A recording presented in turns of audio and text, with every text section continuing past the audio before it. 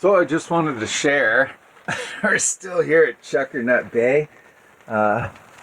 We got Wanagi, she's down there in her bed because it is soaking wet out here. Henri just headed back over to his boat over there. He picked Song up from the shore. He had been on the shore hiding under the trees over there, trying to stay out of the rain, but it is soaking wet. Tom picked a bad day to go into town. What Tom did is he took his dinghy over there to shore, tied it up, and then he hiked all the way up and over those hills over there into Fairhaven, which is about a 2.5 mile hike. And he takes his bike with him, but he's going to be a wet guy.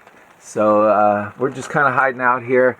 I just finished working on my alternator this morning, and then Henri came over and we were in there, which is where my auto helm is, my autopilot, and we were trying to figure that out, and it's definitely getting power to the unit there, so it's probably a circuit within the actual auto helm box thing.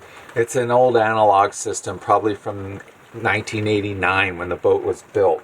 It's a nice system. Hopefully the power drive unit, which is the sprocket that connects the chain to the rudder system, and which turns the rudder when the autopilot's on, that drive unit hopefully is good. Fingers crossed, because that's a big expense, and it's already mounted in there. That's a part of the expense, is trying to mount the thing to hold the force that is against it by the rudder. And so hopefully all I need to do is get the software drive unit, not the drive unit, but the software that drives that drive unit. So and that is a lot cheaper than buying both things. So hopefully I can figure that out. Henri seems to know some things about that stuff, so I might even be able to get a used one for now just to make it work. But might even be able to get one that'll hook into my chart plotter, so I could set tracks on my chart plotter, GPS tracks, and then the autopilot will just keep the boat on that course. So, but we're hiding out today because rain. Yeah, look at this. This is beautiful Washington weather, Pacific Northwest. So this is definitely a clue in that winter is coming. We're in the fall season. You can see some of the trees over on the shoreway over there. They're starting to get some color in the underbrush over there. Even on shore right behind us, some of those under the conifers over there are starting to get that yellowy and some browns and oranges. Won't be long. But so we're just gonna hang out for the day, stay out of the wet rain. I'm gonna have to, it's about 4:30, almost 5 o'clock, somewhere in there. So I'm gonna have to take Wanagi to shore again before evening. Let her take care of business. The tide is actually coming in, so the spit of land that's usually the quickest over there is going to be pretty much non-existent. So I'm probably going to have to go all the way across the bay here, other side of Tom's boat. See that on the other side over there in that corner over there? There's a little cove, and I can park up on the beach and she can kind of run around and get some exercise and then go potty. So that's probably what we're going to end up doing. I'm going to put on my new foul weather gear because it's foul fucking weather. I'm going to put on my new foul weather gear because it's foul weather. So watch this. Shazam! Shazam! That's right, Wanagi. Check it out. Instant offshore gear. How's it? This stuff's awesome. My friends gave me this. It's waterproof, weatherproof, all that. Sailing gear for the offshore, which is amazing. And then you got this thing, look, this awesome hat. It's all part of the thing. How cool is that? Ready for any adventure. Stay warm and dry in this stuff, huh? It's pretty amazing. It's got felted pockets, keep your hands warm. It's good for today. We've taken Wanagi to shore. I'll probably put her life jacket on her. I need to get her a coat too, at least something that kind of helps with the rain and stuff. But the life jacket will do it. It's a big thing. It actually covers her whole back and body, so wraps around and velcros under her tummy. So hopefully that'll help her. But let's check Wanagi out. Can you dig it? Yeah! So there we go. Here's little Woggy's little. She got her little life jacket on, which give her some exposure control here. Come on up here. Come on. Come on. Who's that? Anyways, we're doing pretty good. We got our little thing. She's got her little life vest on. This thing's actually supposed to flip out here, honey. There you go. Yeah. So she's got her little life vest on. Oh, that's right, honey. I love you too. And I got my my little deal on. So it's starting to sprinkle a little bit. It's a little lighter. So we're gonna head to shore because it's letting up right now. We're gonna get wet, but not as wet as we were while it was pouring there a few minutes ago. Anyways, all right. We'll check back in after we go to shore. So thought I'd document this, or at least get the camera out and film some. But myself and that boat straight up there in front of me, Henri, we're going to be heading out now from Fairhaven. So for the winter, pretty much. I'm not saying I won't be back here to Fairhaven, Bellingham area, but probably not for the winter. We're going to head out to Cypress Island. If we can get this one place, there's mooring balls there with a big beach, and if we can get that, tomorrow night we've got winds up to 30-mile-an-hour gusts, so we want to be on a mooring ball or in a really good anchorage. So the plan is to head to Cyprus, possibly Orcas Island. There's some mooring balls there too, but just to try and get ourselves a decent anchorage. So anyways, it's kind of up in the air, which is sketchy, but the storm's not till tomorrow night, so even if it ends up being a clusterfuck and I have to back out and fucking take off on my own, I still have another day to do it. And this is only about a 2-hour even by engine boat ride out to Cypress Island. So I'm going to just kind of get stuff organized. I'm pretty close to most of it this morning. And organized, I mean just getting ready to pull anchor, because there's a whole process to it. So basically, really what's left is I got my bucket and my brush up here in the front, because this is definitely a really muddy anchorage, so I like to brush off the chain as it comes into the boat. The other thing is now I'm gonna have to get down in here and roll this mattress back out of the way so I can access that anchor box. And the reason why is because I have 300 feet of chain and the box is big enough, but it's still, at the end, it can pile up and jam the windlass. So I like to kick that anchor chain down into the bottom of the bilge, the anchor bilge up there, and it makes plenty of room for it. If I just do it the first few,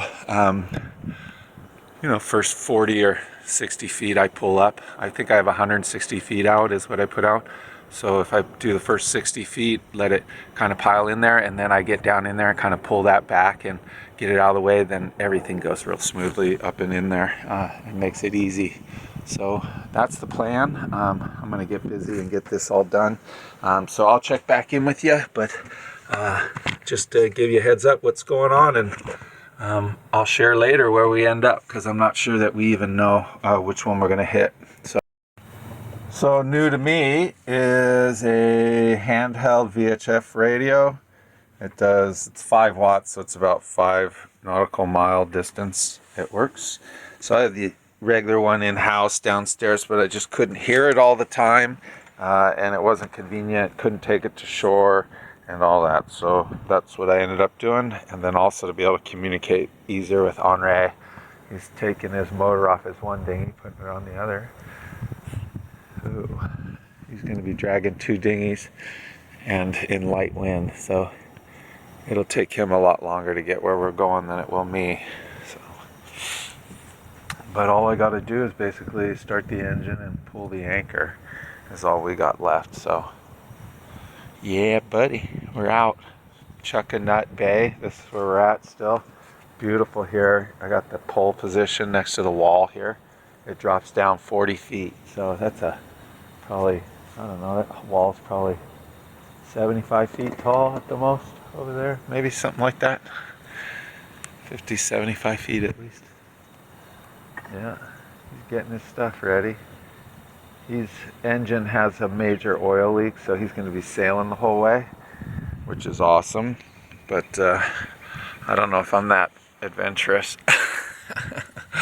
So we'll see what happens, though. I'll definitely be going to get some sailing in here. We got big winds coming in tomorrow night, so we want to get somewhere tonight and make sure we got about 6 hours of light left, thereabouts, and so we want to make sure we get somewhere with mooring balls, hopefully, that we can tie off to, because the mooring balls up here, the state ones, are augered into the ground really well, and so they're there to kind of, they're built to take that kind of wind.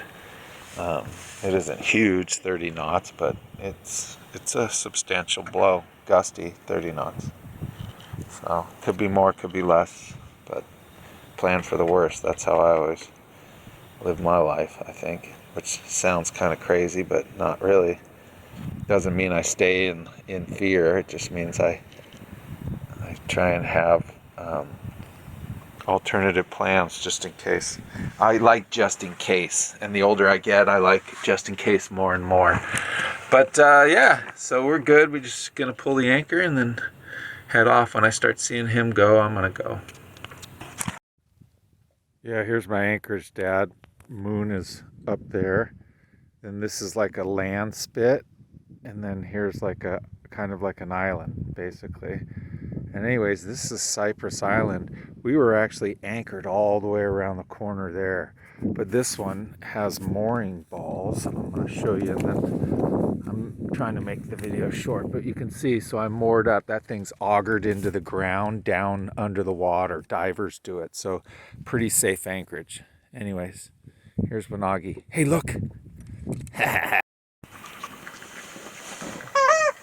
Oops, Wanagi's eating her dinner down here.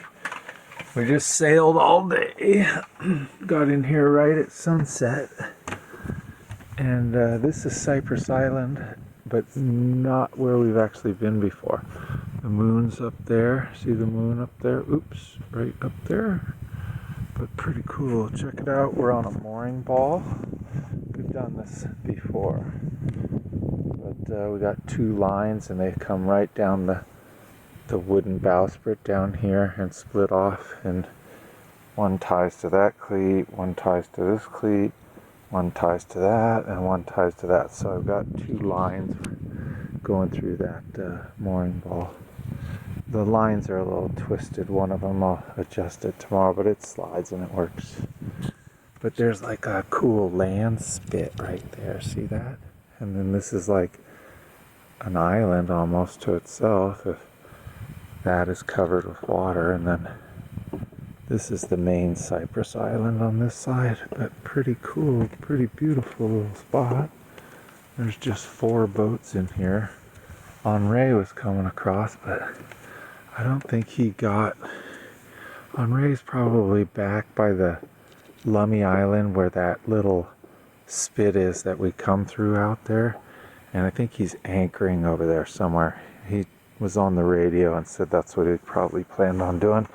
I put out my bumpers on my starboard side and let him know, so if he comes in the night, for some reason the wind picks up and he's able to come across, he can tie up on the starboard side of my boat, and then tomorrow when someone bails out of here, he can grab one of these mooring balls, because we're planning on staying. Yeah, so we're planning, it's kind of dark, sorry about that, but we're planning on staying in here tomorrow night, all day tomorrow and tomorrow night, because it's supposed to get really windy, gust into 30, high 20s, 30s, and so if we're on a mooring ball, it's great, because these mooring balls are augered into the sea bed by divers, so they're really, really stout, stout gear, so... that's our plan anyways, and then we're probably gonna go that way, back that way, and around the corner goes to Susha Island, because we wanted to go see that, and then also Orca Islands over there.